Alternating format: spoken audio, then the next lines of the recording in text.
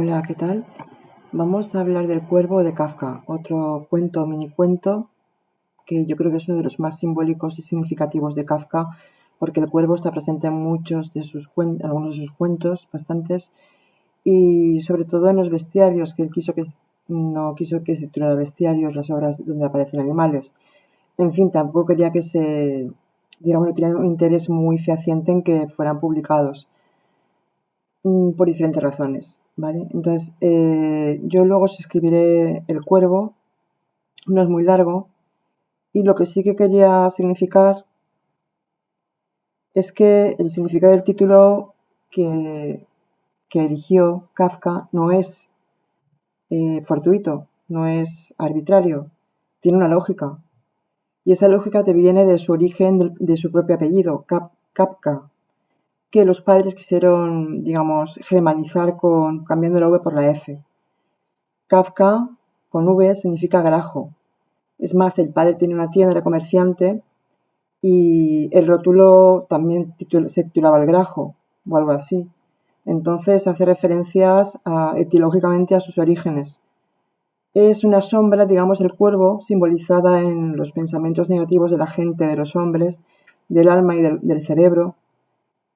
Como ahora luego veremos cuando veamos el cuento, porque empieza así, que ataca el cuervo como elemento amenazante, trágico, demoledor, violento al hombre, y no empieza por los ojos, como la Biblia, en algunos pasajes bíblicos aparece que el cuervo ataca los ojos de las personas o de los humanos, o en algunos cuentos mitológicos, sino que empieza por los pies. Él se protege. Entonces, luego, cuando lo leáis os daréis cuenta de esos enfoques, porque quería proteger su cerebro y su alma, digamos, ¿no? Eh, para que no fuera atacado directamente a la cabeza o la cara, y que sí que le fuera mordiendo los pies, porque el cuervo aparece en primer lugar, en la primera parte es el ataque furibundo del cuervo como principal elenco protagonista. La segunda parte es la conversación entre el acompañante del protagonista, que es indefinido, no tiene nombre, como muchos otros cuentos, que aparece la antropomorfía de una persona, pero no aparece su nombre ni su identidad. Y aparece, en este caso, el cuervo no está antropomorfizado, como el cuento de Kafka, la novela corta, la Metamorfosis, que es un hombre que se convierte en escarabajo, sino que es un cuervo real. Un cuervo con bestia, la bestia del cuervo, o sea, un cuervo animalizado totalmente con su género o su especie. Entonces, es muy interesante este cuento. Probablemente no consiguió nunca librarse de este fantasma en el que se había convertido esta persecución de su propia sombra, de la propia maldad, de la propia ir contra los cielos, ¿no? Que decía en un pasaje parabólico aforístico que los cuervos nunca irían al cielo. A ver si luego lo encuentro y os lo leo. Entonces, bueno, el cuento del buitre o del cuervo no se aclara la identidad del personaje, que es en primera persona, del principio al final. Y la tercera parte es el ataque furibundo del cuervo contra el hombre, que cuando ya son ruido los pies, y al escuchar la conversación entre el acompañante, entre el visitante que intenta ayudar a Kafka y le dice que intente buscar una pistola para ayudarle, porque le dice que tendrá que matar al cuervo con un arma de fuego y le dice que la busque. Entonces, al oír la conversación, el cuervo se percata de esto. Es un cuervo que tiene conciencia. Muchos animales en los cuentos y fábulas de Kafka tienen conciencia propia, aunque no lo manifiesten verbalmente o cognitivamente, tienen conciencia propia a partir de sus actitudes y sus actos. Entonces es cuando coloca su pico en la boca y se ahoga con la propia sangre. Y al mismo tiempo el personaje principal, el protagonista que es atacado por el cuervo, muere también. No se sabe muy bien explícitamente si muere o si es una catarsis de conseguir la liberación espiritual al vencer la muerte en términos espiritualistas, o es que realmente muere. En el caso es que el cuervo muere. muere, vence al mal, es una liberación, según algunas interpretaciones. Es interesantísimo. Entonces, en este cuento el ave es un emblema de un verdugo injusto que padece su injusticia, puesto que la sangre que derrama en la misma es en la que se ahoga el propio cuervo.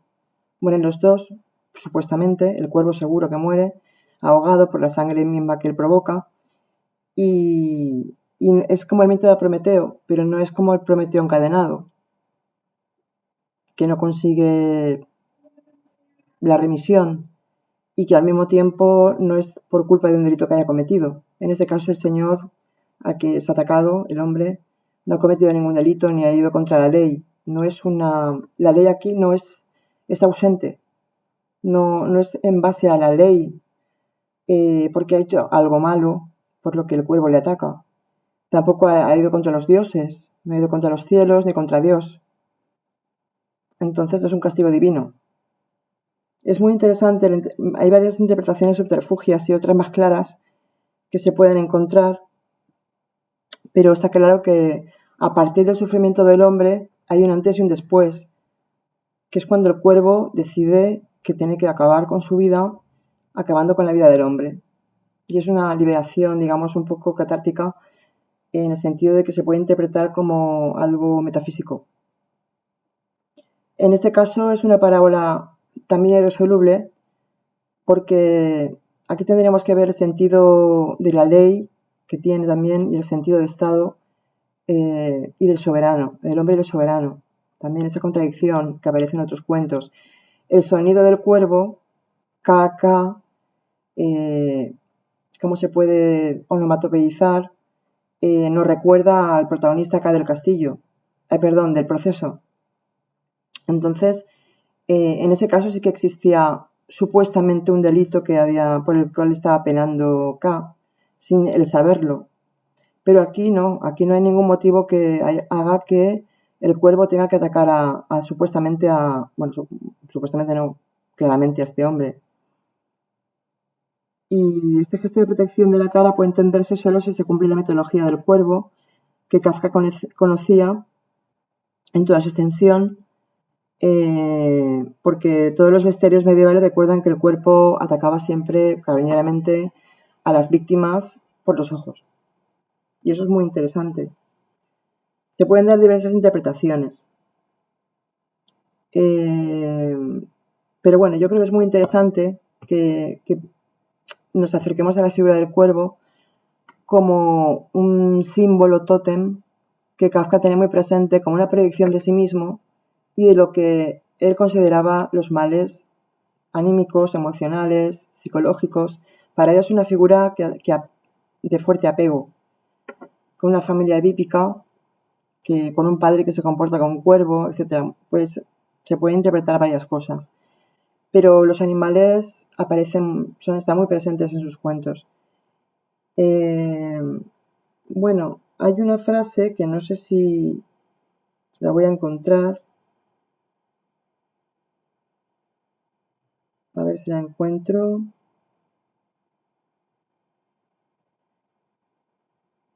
Bueno, no la encuentro, pero es cuando habla de que los buitres nunca van a entrar en los cielos.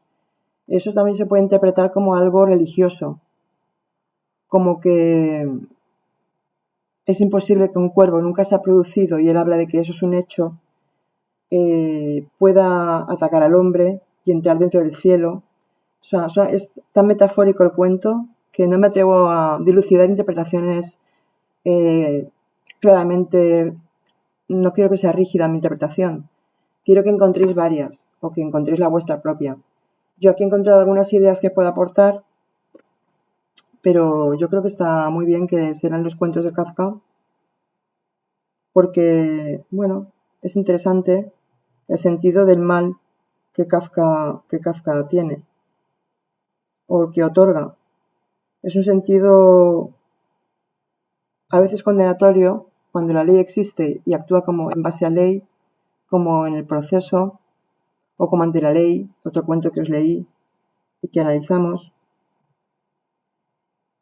Y aquí, por ejemplo, dice, él se siente cuervo, se siente grajo, se siente impresentable. Él dice: yo soy un pájaro muy impresentable, soy un grajo, un Kafka, desconcertado, voy dando saltos entre los hombres que me miran llenos de desconfianza. Al fin y al cabo soy un pájaro peligroso, un ladrón, un grajo, aunque solo en apariencia. En realidad carezco de sensibilidad para los objetos brillantes. Por eso ni siquiera luzco unas relucientes plumas negras. Soy gris como la ceniza, un grajo que anhela pasar desapercibido entre las piedras. ¿Vale? Entonces es muy interesante. Muy interesante. Y a ver si encuentro la frase. ¿Por dónde la encuentro? Bueno, la frase afórica que él establece para hablar de los cuervos y el cielo. Bueno, buscar entre todos estos elementos que tienen intrínsecamente relación y también buscar en Jacques Derrida interpretaciones probables de constructivistas porque también explican muchas cosas. No quiero enrollarme más, quiero que saquéis vuestras propias conclusiones y yo aporto algunas ideas que he leído por ahí, que he ido asociando con asociaciones diversas y muy interesante. Luego os pondré abajo cuando lo publique os pondré el cuervo por escrito para que lo tengáis en consideración con puntos y comas, ¿vale? Bueno, pues un saludo y hacía tiempo que no publicaba, ¿eh? Ya con esta calor se me ha ido todo cuesta arriba. Tengo muchas actividades y poco tiempo, pero cuando pase septiembre yo creo que ya se normalizará más el canal. Un saludo, un beso, hasta pronto. Maisa Domene Castillo.